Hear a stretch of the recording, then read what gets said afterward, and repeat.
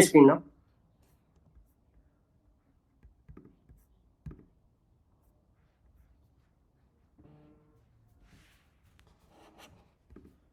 Yep, all good. Okay. So, yep. Good evening, everyone. So, yeah. First and foremost, sorry yung slides ko. Hindi talaga ito. Ito yung na-corrupt siya or something. Hindi ko siya na-back up um, sa OneDrive ko. So, yeah. So, yung topic ko for today is about prompt engineering. So, okay. Ang ginagawa ko rito is more on metaphoric. Kasi for me, mas madali siyang maintindihan ng mga audience and some, somehow makaka-relate tayo, mas madali natin maintindihan yung framework, iteration and everything. So, yep. So think of it like uh, in lantern siya na metaphor. So, yung prompt engineering is like building the green's lantern ring. So, yung mismong ring is the AI or the LLM or the large language model, right? And then, um, depending on our willpower, or the Green Lantern especially is depending sa willpower niya, activity, doon nag-differ kung ano yung ma-derive niyang output or construct, di ba? So, what will happen is that the better that we are equipped as a prompt or as an AI engineer, right? It will help us better get our desired results for a much more better output that we want, right? So, next po, yun. Architecture parameter example. So, large language model, currently what we are using right now, it's mostly yung ChatGPT or yung OpenAI, right? And also, we also have Gemini from Google. We also have Llama with Meta. And then with this one, so the temperature, the parameters, the impact output, right? So, uh, ano yung connect niya? So, with the temperature itself, ang ginagawa niya is that the higher, meron siyang low temperature, meron siyang high temperature. And it really depends on the prompt na you want. So, for example, let's say, what is the capital of the Philippines? So, yun yung prompt mo, right? So, ang initial answer ng the AI would be, the precise one, would be Manila, right? Pero, the temperature itself can be categorized with low temperature and high temperature. So, pag low temperature, what will the LLM do is that it will answer it directly, precise, hindi na siya mag-explore. So, it will give the answer, which is Manila. But, for example, if you want it like in a higher temperature, mag-explore siya yung LLM. So, for example, we have like a coding, right? Or we want to generate a Python code, like print a hello world. So, yung pinaka-basic niya for lower temperature would be, it's just print, ito yung hello world, right? But, pag high temperature siya, ang gagawin niya would be, maglalagay siya ng comments pa, and then medyo mas papaganday niya, so mag-express siya ng konti pag higher temperature. So, yun. So, it really depends yung LLM natin, depende dun sa understanding natin as engineers or AI engineers sa model and dun sa parameter. Kasi ito usually, we can tweak it.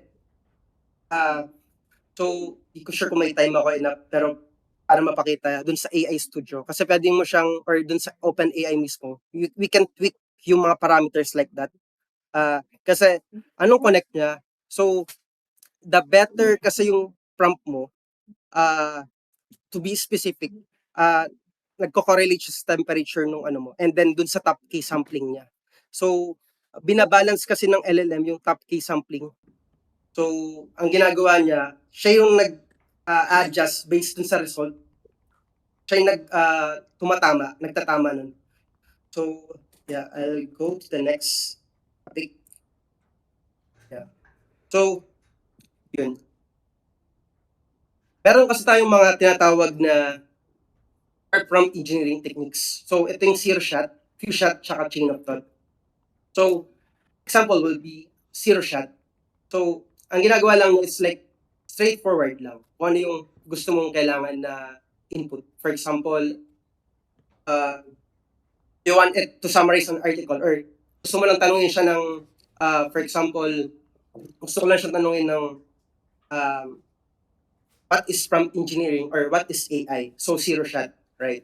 And then, for few shot, example nun is that magbibigay ka ng examples. For example, as I think of it, like yung AI, it's like a child. So, it's still learning. So, ang gagawin niya, like, um, is that what we will do in our prompt.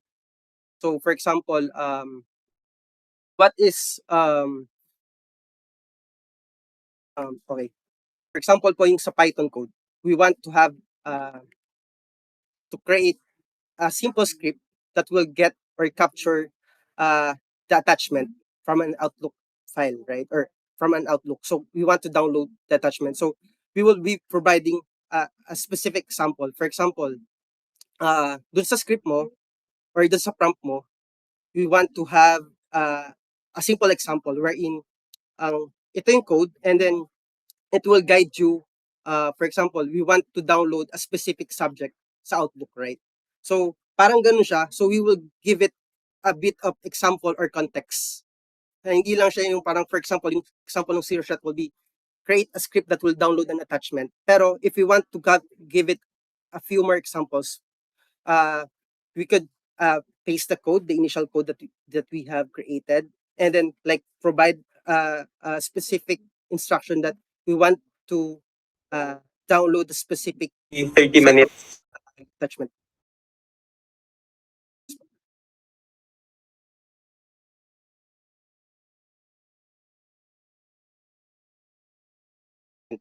And then for the chain of thought, so yung reasoning niya step by step. So not sure if you remembered po yung last time na discussion ni Sir Alan. So yung the way DeepSeek think, right? So the way DeepSeek think is that uh, yeah, it's like thinking muna.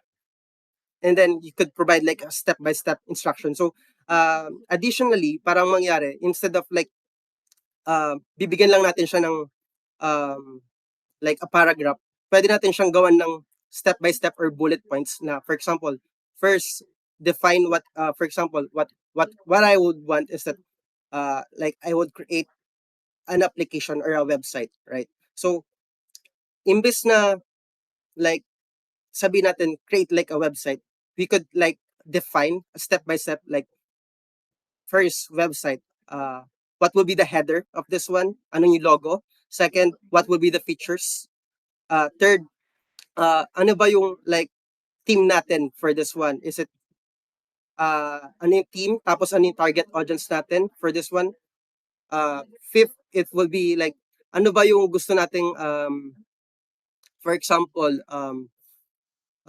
website, para saan ba to kine-create? What will be our target audience? So for example, we want to create an app for barangays or we want to create an app for data engineering. So something like that. So bibigyan natin siya ng step-by-step reasoning. As well as pwede kayo magdagdag dun ng, for example, not sure kung aware kayo dun sa ChatGPT. Pwedeng, for example, may code kayo initially, di ba? Pwede nyo lagyan ng think and re-evaluate. So, ang mangyari, parang si ChatGPT, ipapakita niya na yung, or ang gagawin niya is that it will reason na, it will think first before answering. So, may bago tayong experimental with the Gemini na thinking model. So, ang gagawin niya is, it will still think muna bago siya magbigay ng results. So, sure if I could be able, let me try to share that one para mapakita ko sa inyo yung um, context nung sinasabi ko. Wait lang po. Gemini. So, yeah. Let me try to share my screen again. Sa Gemini. Yun. So, yep. For example here, meron tayong flash, tapos meron tayong flash thinking. So, meron siyang advanced reasoning na. So, let's say, yeah, let's say I'll be creating a menu, suggest an idea for a new isekai anime. So, nakikita niyo yung ginagawa niya, like, it was thinking bago niya ibigay sa yung result. If you will expand, parang nagka-come up na siya ng sarili niyang thinking niya bago siya mag-generate ng results here with the final. So, yun yung I would say pinakabago ngayon na ano or ni-improvise nila how AI works or the LLM works. So, going back po dun sa screen ko,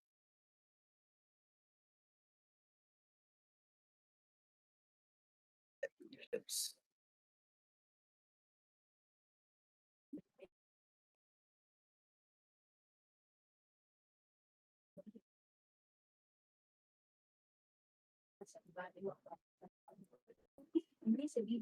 Let me share my screen po ulit. So, yep. So yun, yung sa kanina, with the prompting, 'di ba? So, meron kasing mga elements of prompt na tinatawag. So, pwede tayong mag-define ng persona. So, for example, ano yung tone or expertise na gusto mo? For example, what we want to achieve is like, for example, pwede tayong mag-prompt or pwede tayong makipag-brainstorm with the ChatGPT or Gemini wherein act as Mark Zuckerberg or act as Bill Gates. Tapos, how would you, can you brainstorm with me? So, ang lalabas sa kanya, medyo yung iba yung magiging results nyo than traditional na output. So, you can try to, like for example, uh, create a prompt na asking na, can you collab with me to create a website? Right? Tapos, um, try a different one. Ang gawin mo is prompt, it's act like a Zuckerberg or act as Mark Zuckerberg. Tapos, collab with me or ajit with me. Tapos, pwede rin, for example, kunyari, kagandahan kasi nito, it's with the persona. Pwede kung, currently we're not limited na kung wala tayong expertise. So, we could utilize AI. Like, for example, think of it like a marketing expert or a finance expert. Suggest me things like this one. So, anything is possible right now. Tapos, magbibigay ka lang ng instruction, right? Context. Uh, sa context naman is that, like, for example, magbibigay ka ng user is building a chatbot using LangChain and OpenAPI. Kasi for example, hopefully sana ma-discuss natin yung vibe coding next session. I think, ano siya, mas ma-appreciate mo to. Kasi more on theoretical lang siya for now. So, for example, pag, kunyari, nanghingi kayo ng, kunyari, for example, I will ask ChatGPT for this context, persona or instruction context output format. So, for example, for the instruction, generate a Python script uh, for uh, for downloading the attachment from Outlook, right? Tapos, yung context ko, I will provide na please use Python script. Or kasi pwedeng pag hindi ka nag-define dito, pwedeng mag-create or siya yung mag-decide kung anong script yung gagamitin. Pwede niyang gamitin Java, pwede niyang gamitin like for example JavaScript. So, pwede kong palitan ito. Tapos, pwede ka kasi mag-define ng specific technologies. For example, ito, LangChain or OpenAPI. So, kunyari, may chatbot ka, you are building chatbot. So, pwedeng ang gamitin mo would be Gemini or Llama. Diba? Ganun yung ano. Tapos yung output format, pwedeng instruct mo din yung ChatGPT na mag-output ng document or like if you want it to be like picture, video, or audio. So, I think yung context ngayon, I'm not sure if aware kayo dun sa Ghibli ngayon na art, right? So, si Ghibli art, Ang nangyari right now ang nangyari right now is, parang gusto nila magsampa ng lawsuit with, OpenAI. Tapos parang nangyari ngayon, ginawa nila is that they, OpenAI terminate na yun for free, na di ka na puwedeng mag-generate ng image. But what happened is that for premium ChatGPT, available pa yung ano na yun, concept na yun or feature na yun. So, yun, ganun yung isa for the elements of a prompt. So, persona, instruction, context, output format. Then, yun. Uh, Not sure may time pa.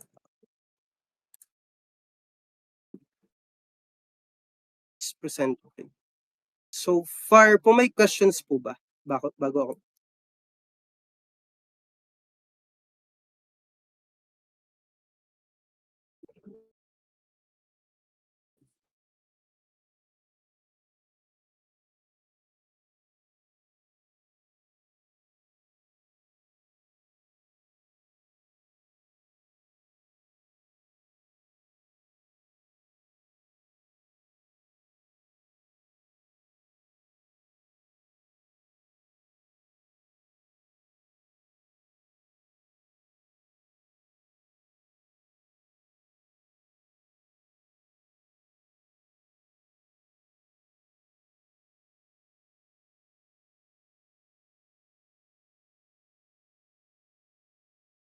okay, rinig. Hindi po Sir Allen.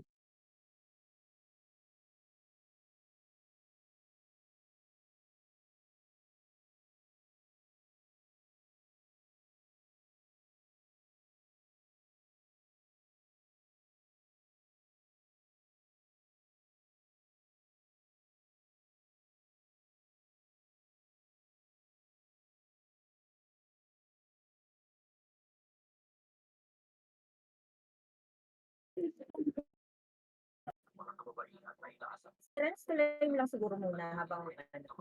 Okay po. Sige po.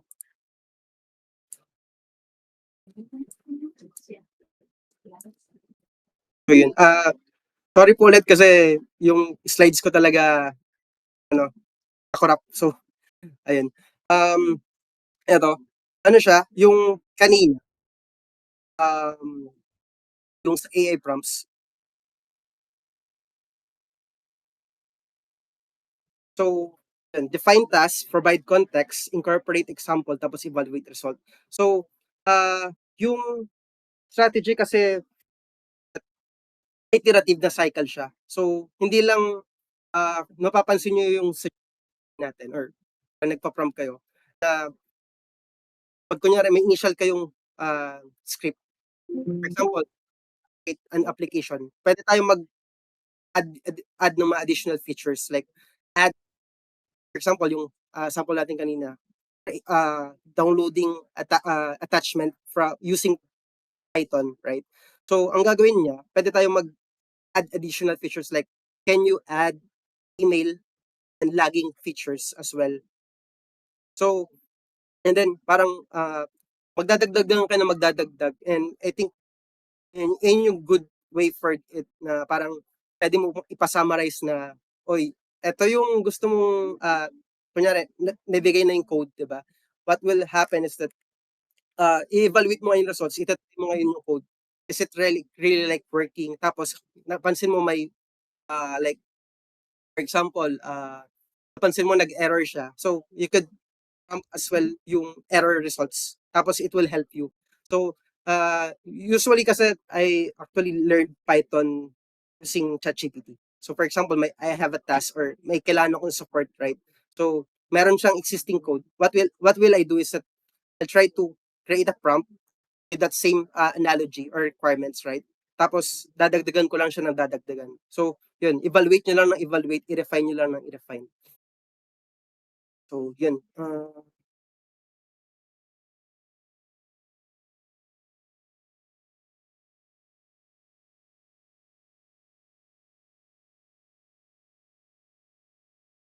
So, ayun. Ang example na para mas maano nyo siya. Think of it like yung Jarvis ni Iron Man. So, sa part ng incorporate examples, for example, di ba? So, ang ginawa niya, like, I'm not sure kung napanood yung scene na yon, yung Civil War with Captain America and Iron Man. So, napansin ni Jarvis na nag-struggling si Iron Man to cope up with Captain America kasi lagi siya nabubugbog or nabubugbog siya nun yung final scene. So, what happens that Jarvis analyzes yung fighting style or fighting patterns ni Captain America. Then, nakapag-adapt yung suit ni Iron Man. And then, yun, nabugbog niya na si Captain America. Pero nalugi lang siya eventually kasi dumating si Bucky, si Winter Soldier. So, pero, yeah, the idea is there na incorporate ka ng examples or references. So, questions.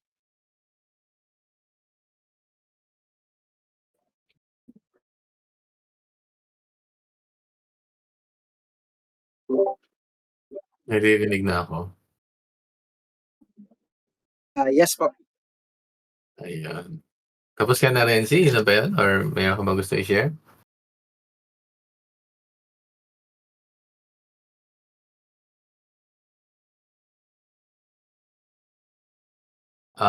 Sige. We have another si Sean. But before that, I think maybe we should try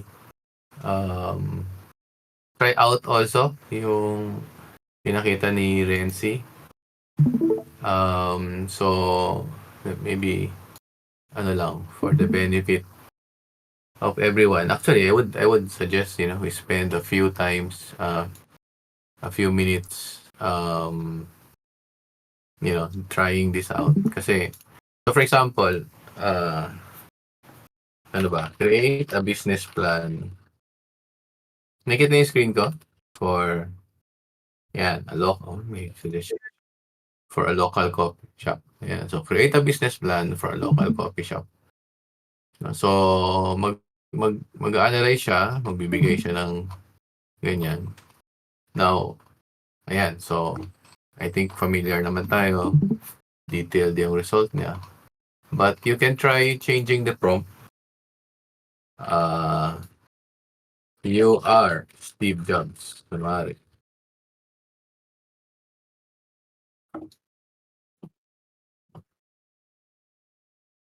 So, by adding the kung mapansin nyo, yung vision niya na iba na, no? So, yung original vision was, cozy, community, the normal, normal coffee shop. But, since gusto mong binigyan mo siya ng persona na Steve Jobs, diba? So, don't just coffee. Kasi nga, just like how Apple is doing it, you create an experience. So, culture, minimalist design. So, ina-associate niya ngayon kay Steve Jobs. So, what if baguhin natin siya na you are Bill Gates? Iba rin ang magiging. So, hindi ko alam kung anong nalalabas.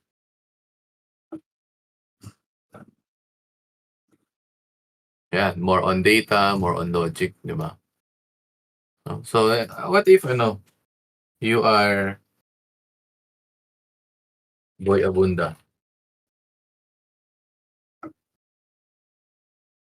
Kape at kwento.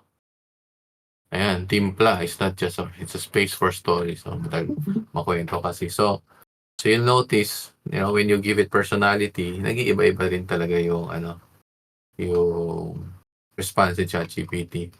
So yun yung, I think yun yung example kanina ni Renzi where you put in the persona. So it helps you create a better, well, I guess, yun na nga eh. Diba? So depende kung sino yung persona na gusto mo gayahin. This helps out.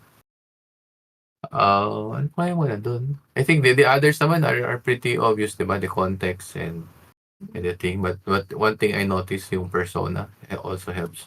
You can also try, kung familiar kayo sa marketing, for example, 7Ps. So, may mga standard framework kasi. So, ayan. So, 7Ps is about product, price, placement, hindi ko nakabisado, blah blah blah. No? But adding a framework also helps put a structure doon sa response niya. So sa marketing marami. So depende kung ano yung prompt nyo. Pero kung may mga standard methodologies or practices na parang yun, common for dun sa question na gusto mo gawin, you can include that to your prompt para ayan, binigay niya yung 7 piece. Minsan mali din yung 7 piece. Ito, tama yata to. Pero minsan lang napansin ko, minsan namamali rin siya. So, yep. Ano po ang pinagkaiba ni ChatGPT sa XAI sa DeepSeek? Renzi, na-try mo ba to mga to? Sila ChatGPT, yung mga iba't ibang model or may na-notice? Hello, sir. Yep. Ang napansin ko for ChatGPT, mas ano siya, I would say, siya yung mas accurate for me. And then, compared dun sa Gemini, and usually, magkakaiba sila ng results eh. Kasi, for example, ako po, diverse din ako mag-prompt. For example, I tried ChatGPT, I'll try it with the AI. Gemini, I'll try it with DeepSeek. So, usually, iba-iba yung results sila. Pero, ang ginagawa ko kanina, like, I'm brainstorming with them. For example, ayun, nag-iiba yung response nila. And I would say, si DeepSeek medyo ano sir I would say, medyo hindi siya ganun kaano sa English pa.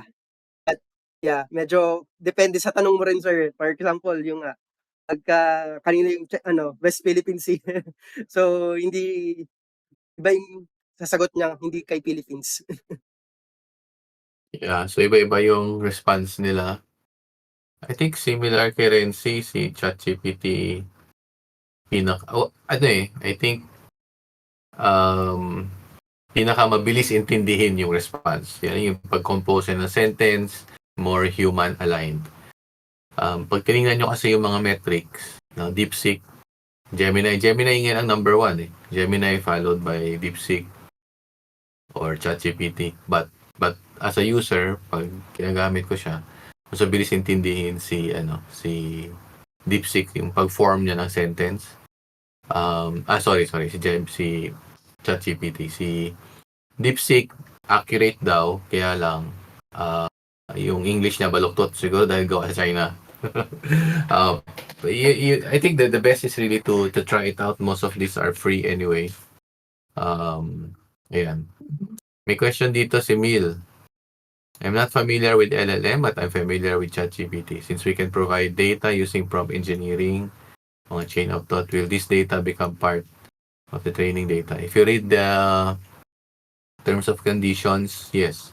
Especially if you're using the free version, ginagamit po yung data niyan to train. Kaya sa mga corporation, ingat na gumamit ng free.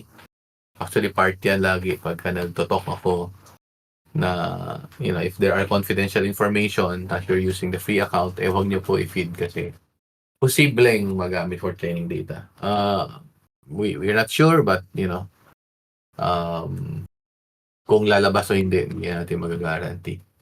There are, I think sila Copilot yata, you have to read the but sila Copilot mas less yung hindi nila yung enterprise version, I think.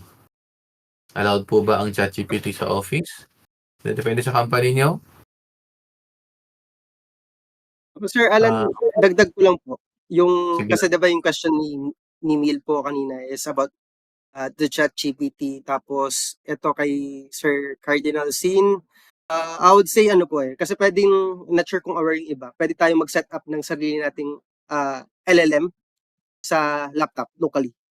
So yung data na papasok natin doon, I would say keep lang siya, hindi siya, kasi gagana siya kahit wala kang network. So not sure if familiar yung everyone sa Ollama. So you can install that one, tapos pwede kayo mag-set up ng Llama. And then like siguro kasi may future sessions tayo Sir Alan about Chainlit, 'di ba? So we could set up like the Chainlit mismo, tapos ko-connect dun sa Llama. And Ayan.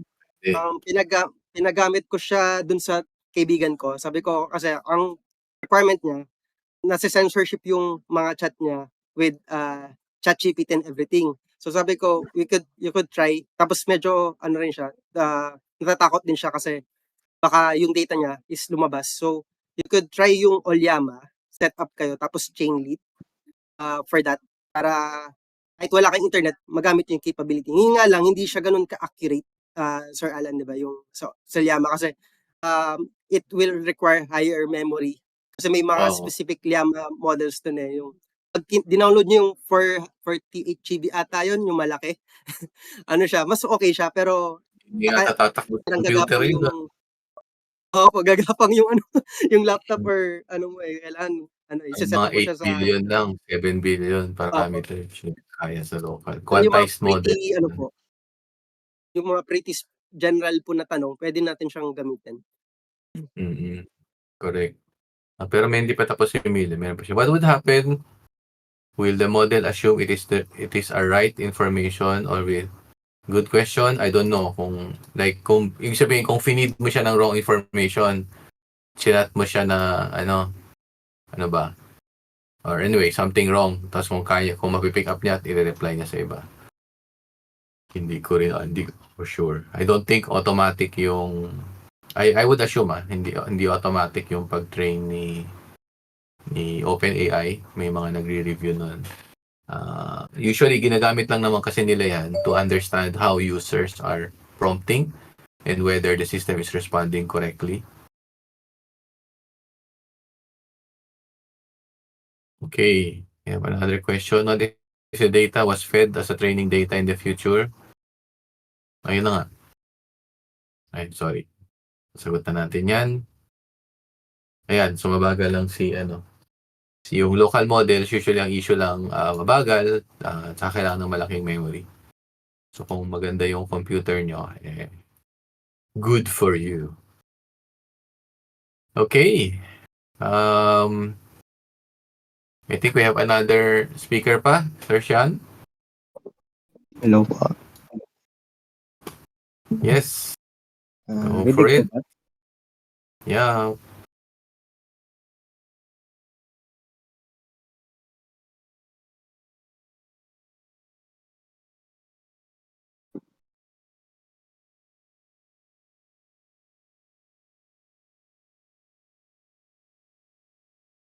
Shift na po ba yung screen po? Yes. Nasa phone ka? Po. Sige. Wala Ayos po to. kasing Sige. microphone yung computer po. Okay. Hello po, good evening. I'm Sean Ong and ang topic ko po ngayon is different prompting techniques. Medyo mas laid back yung presentation ko kasi mababaw pa lang yung experience ko sa AI. So, parang chill-chill lang muna po. Okay, so I would explain yung mga following prompting techniques which are self-consistency, general knowledge, prompt chaining, and tree of thoughts. So, like Sir Renz po kanina, I would use analogies and metaphors dahil for me medyo nagiging ambiguous yung mga concepts po. So, through analogies, mas mapadali siyang intindihin. Okay, so first one, self-consistency. This is a technique na pinropose po nila Wang et al. 2022 sa paper na self-consistency improves chain of thought reasoning in language models. Na kung saan ang objective nito is to replace the naive greedy decoding na usually na ginagamit sa chain of thought prompting, which magre-rely na siya na kung saan nagre-rely siya sa single response. But this technique sample multiple responses and selects the most consistent answer. So, isipin po natin para tayong may second opinion dahil yung technique na ito, hindi lang siya nagre-rely sa single source ng output. So, para siyang research paper dahil hindi lang naman tayo nagre-rely sa isang sources, kundi marami ring reference yung ginagamit natin para mas strengthen yung findings and conclusions. So this makes process becomes more efficient dahil self-consistency also filter out yung mga less reliable outputs na kung saan ibibigay niya sa inyo yung pinaka-accurate na answer.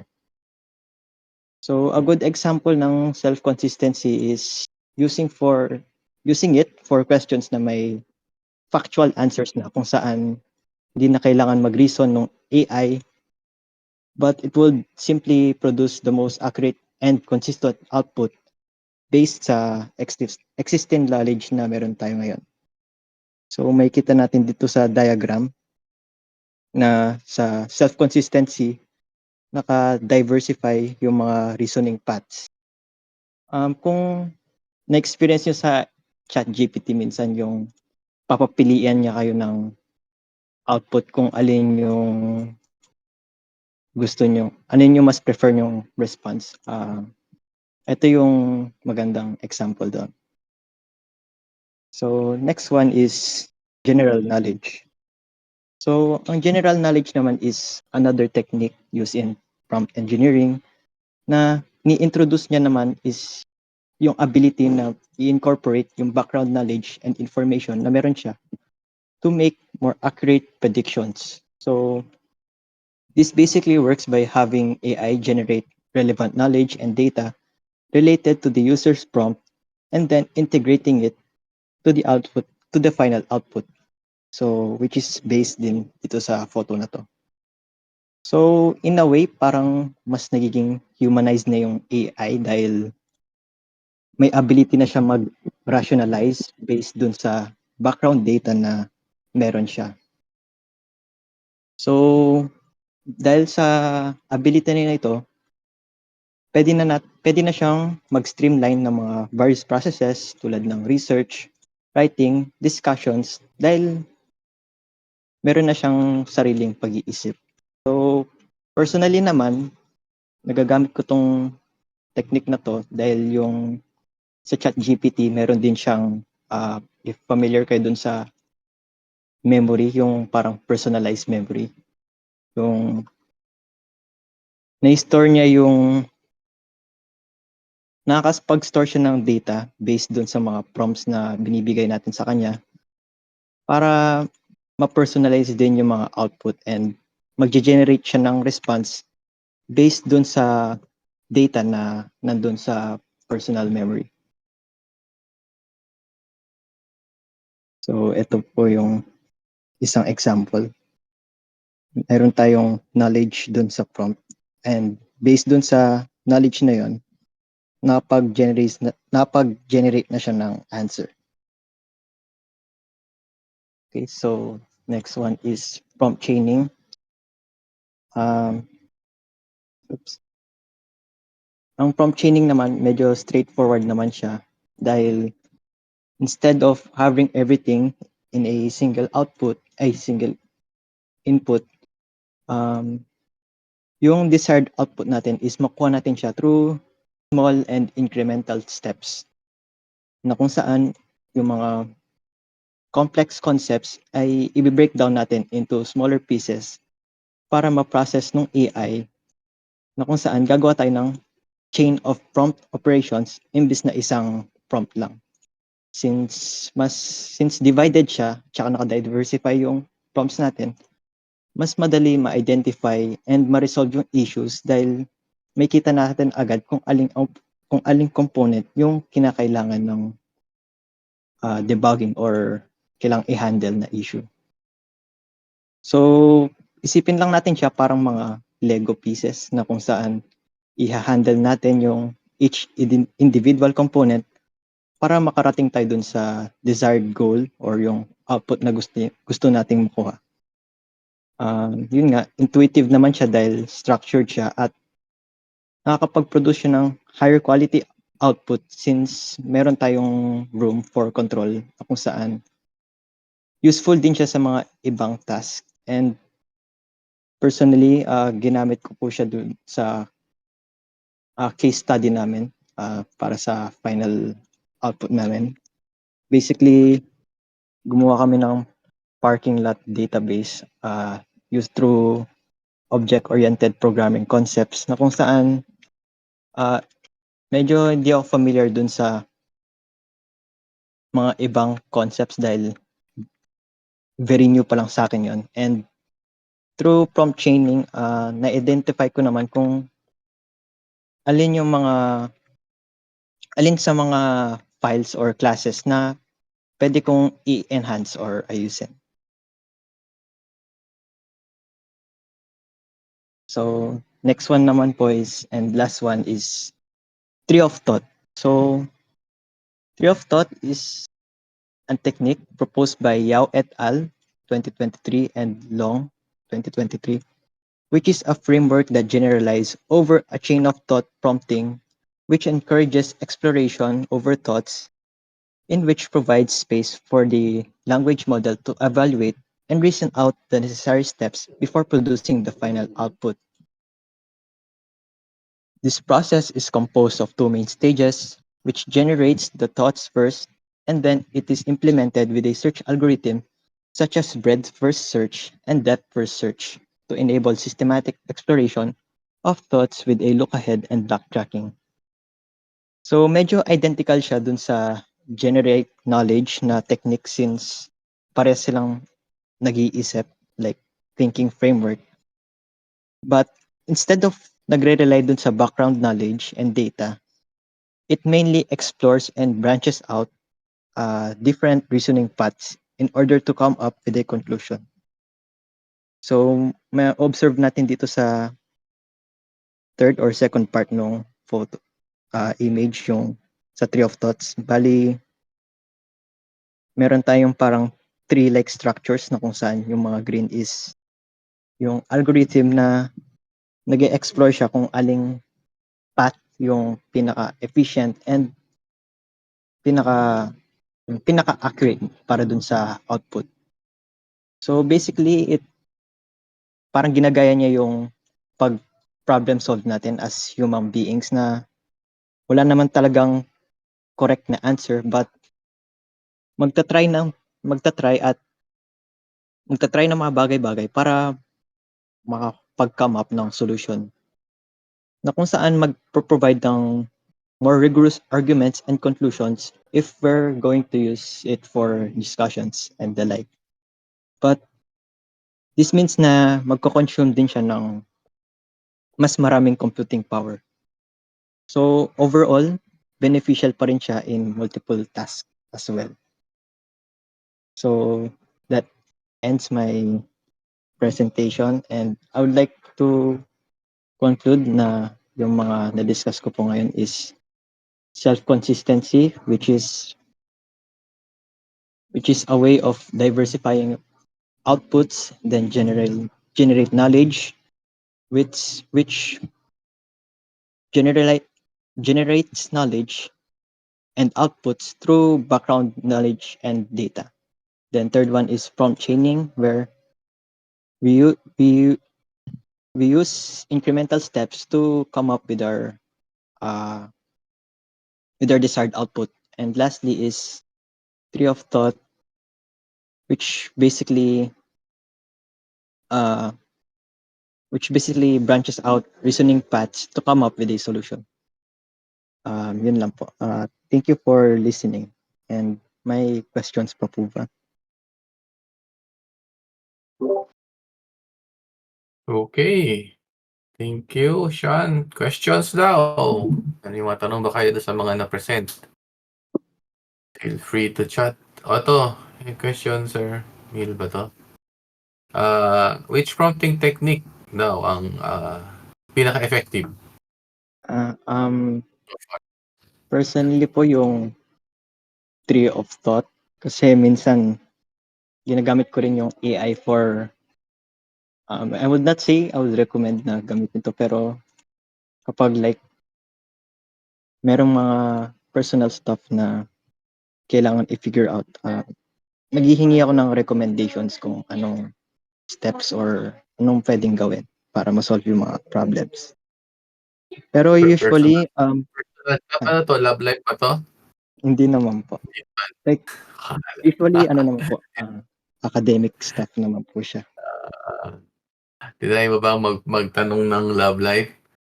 Hindi naman po.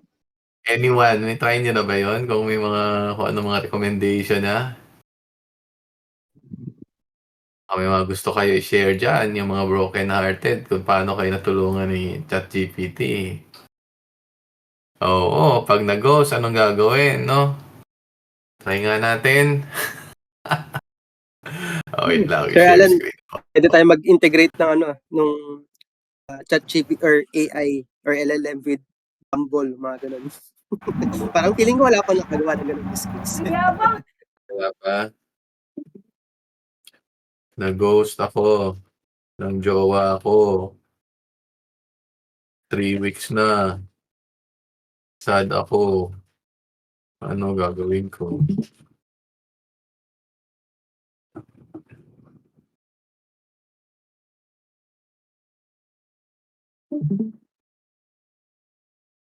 Aba, matalino.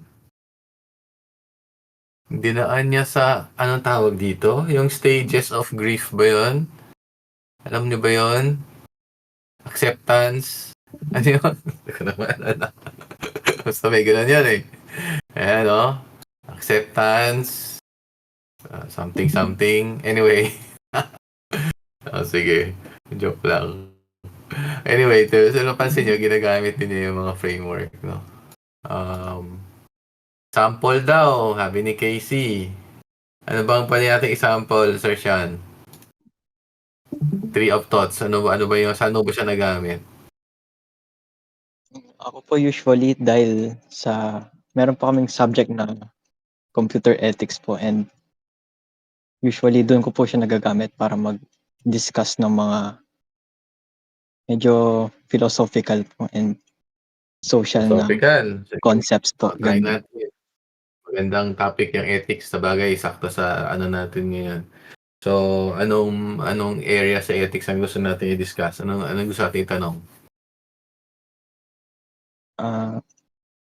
Siguro sir yung sa AI po and yung sa mga creative fields po na parang nananakawan yung Okay. works po, ganun. So ano lang, general, no? What is the, ano ba?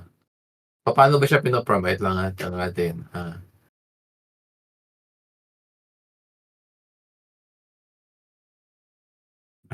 Ano ba? Hindi ko maisip.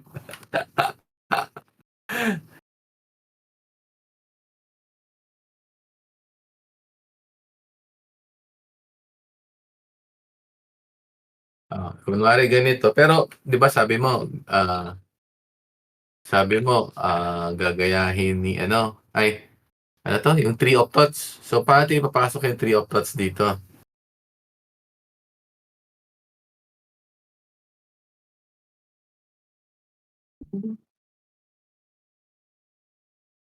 Demanda nyo raw. Yun yung sinadjust dito eh.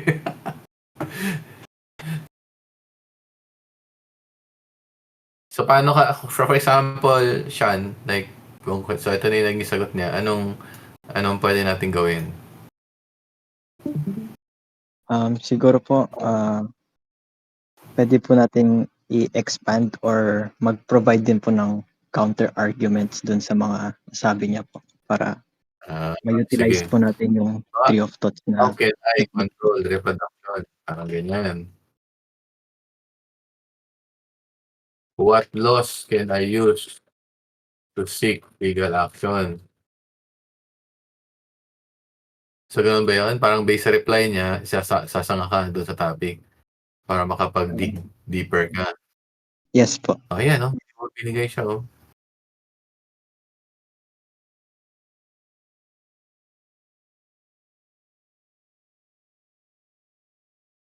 Ito, si Bernard may magandang suggestion. Assume you are an AI specialist. Sige nga, ito na yung sagot sa tanong natin. Provide example how to use tree of thoughts. Thought. Solve a complex reasoning task. Math word.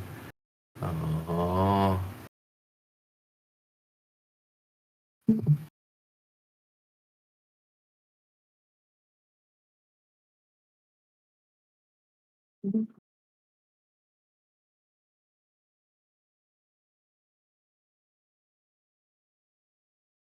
nga. Nabasa niyo naman guys, 'di ba?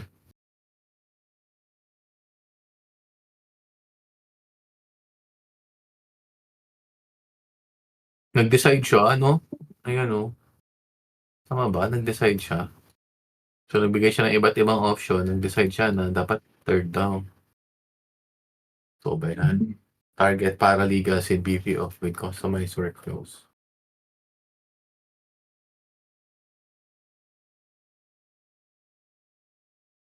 Oh, may follow-up question tayo sa legal. Oh, sige daw. Ay, wala na. Hindi, iba na yun. Iba na yung discussion natin. Siningit ko kasi yung ibang topic eh. Hindi ko alam kung sasagot to ng tama. How to seek legal action.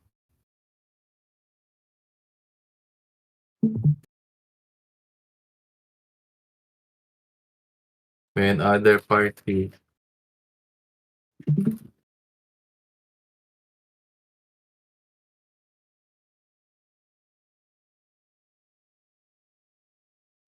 si AI po ba kayang gumawa ng mga tanong na to?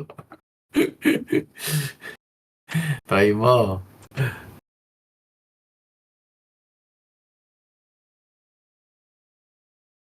Ay, sagot naman siya.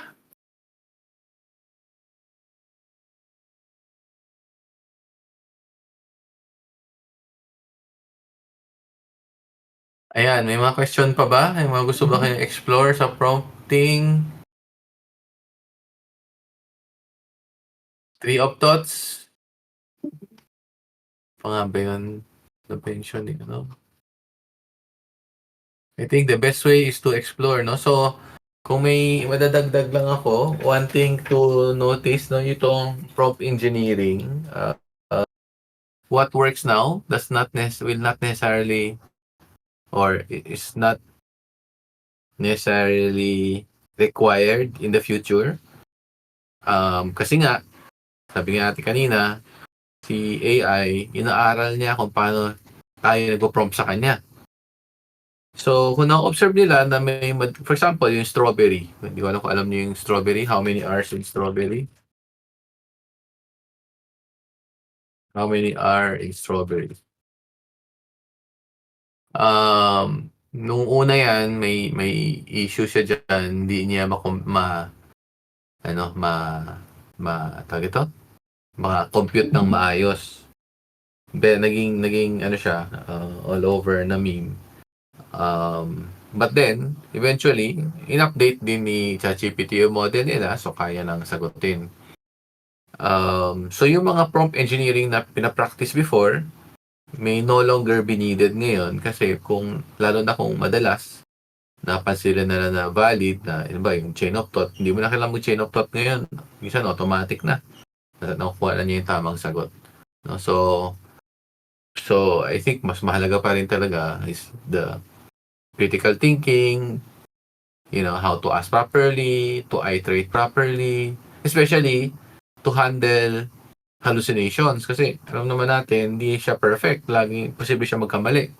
Di ba? So, like sa mga talk na usual ko siya sabi, what if, for example, HR ka, naglabas ka ng isang memo, sinat GPT mo, yung pala mali yung RA na in-include mo doon, RA 123, dapat pala 345. Tapos nailabas mo na. Sino ngayon sisihin? Sino ngayon may kasalanan? Diba? Hindi mo naman pwede sisihin si ChatGPT. So, at the end of the day, even when we are prompting, we have to be accountable because responsibility still relies on the human. So, mahalaga din na naintindihan natin yan. Yung mga hallucinations na yan. Tapos, how we use these tools properly. Okay. Posible po bang same prompt? Oo, posible yan. Same prompt, ibang answer. Ito na lang, how many R's in strawberry? Tanong natin ulit.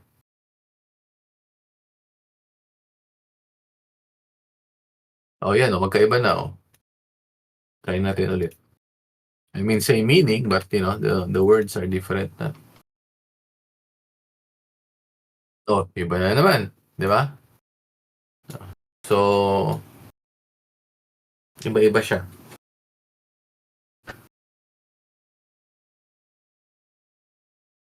Any other questions?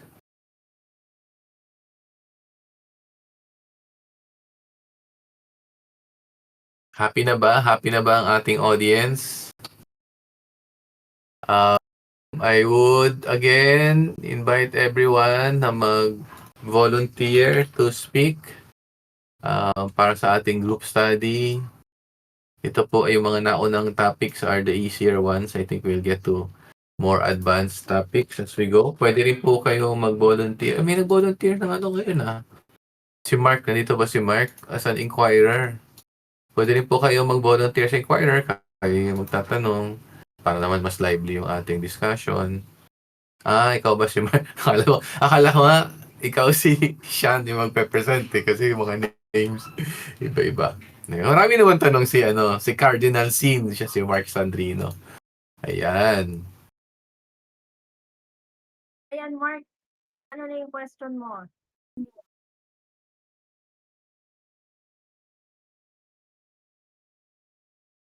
Marami na rin yata siya natanong kanina eh.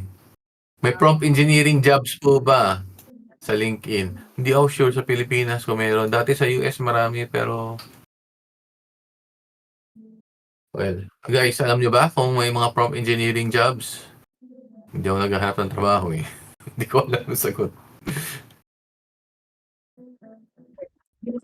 I would say, Sir Alan, hindi siya indirectly na meron Hindi tayong jobs per po. Pero Kailangan mostly may kasi, Sir, programming pa rin.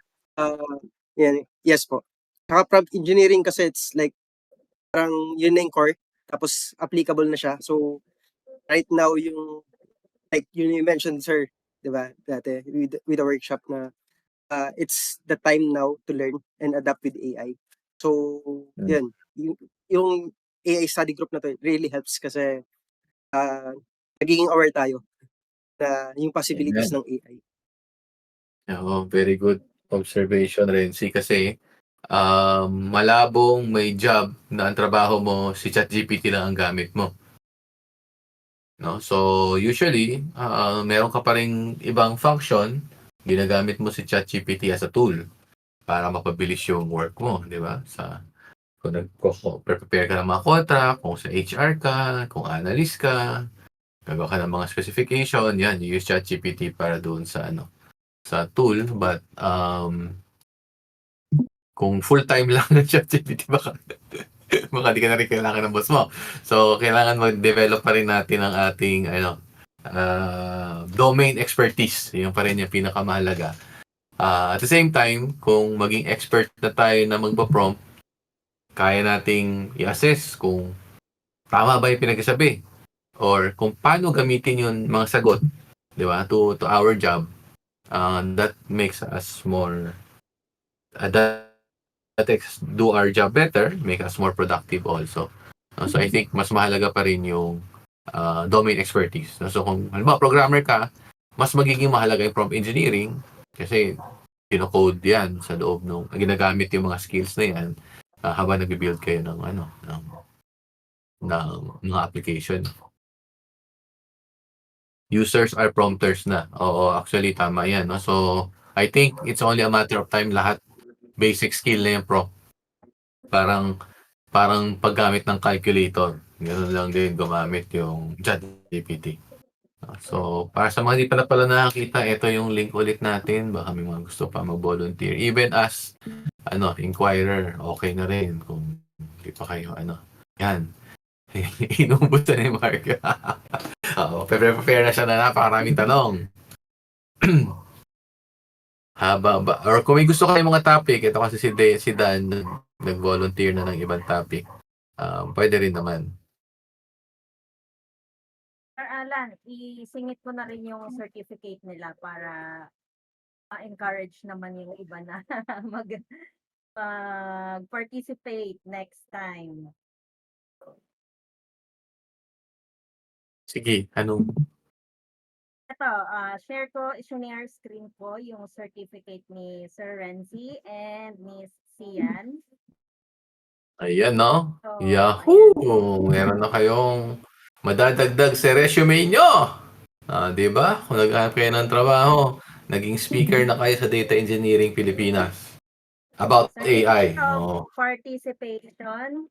This is to certify that Mr. Renzi Vidal has actively contributed as a volunteer researcher and presenter for the AI study group under the Data Engineering Pilipinas initiatives. He presented the topic, The Art of Asking LLMs, Mastering AI Through Prompts, demonstrating a strong commitment to advancing knowledge and fostering collaboration in the field of artificial intelligence. We commend these valuable contributions to the community's growth and look forward to his continued involvement in future initiatives issued on March 29, 2025 online via Discord. And ito naman yung kay Sian, Certificate of Participation. This is to certify that Mr. Sian Peter Ong has actively contributed as a volunteer researcher and presenter for the AI study group under the Data Engineering Pilipinas initiatives. He presented the topic prompting techniques, demonstrating a strong commitment also. Same lang. Ayun sir, sa inyong dalawa, congratulations. Ayan, Thank you kasalamanan very natin much. sila. Thank you, Sian Yes, and Renzi. palakpakan. Oo nga. But before tayo mag-end, baka naman may makapag-intro naman kayo quickly lang. Di ko familiar Yes, sa yes, background niyo or the others. Like, work niyo, profession niyo, school or whatever, affiliations. Renzi, you wanna start? Sige po, sir. Sir, yeah. So, guys, short intro lang. So, currently, I'm working as a senior professional database design and admin sa isang platform company. So, yun po. Currently, 12 years na akong working more on ETL. So, yeah. So, currently, exploring pa ako with AI. Tapos, also, nag-attend ako sa workshop na kinandak ni Sir Alan and Doc Ligot. So, yun guys, pag may second cohort, I would highly suggest na join kayo. Di ba, Sir Alan? Kasi Sir Alan yung personally magti-train sa inyo. Code. Gusto niyo mag-code na hindi kayo marunong mag-code. Pagkakataon nila. Daming nagawang application doon. Sige. At kaya pala, kung may tanong kayo Mas about na-excite database, sila, Sir Alan, pag rin. nag-vibe coding na tayo. Tapos yung prompt engineering ma-apply nila. Oo nga, tama. Sige, next si Sean. Hello po. I'm Sean Kiefer Ong po. Currently ano pa lang po, first year computer science student sa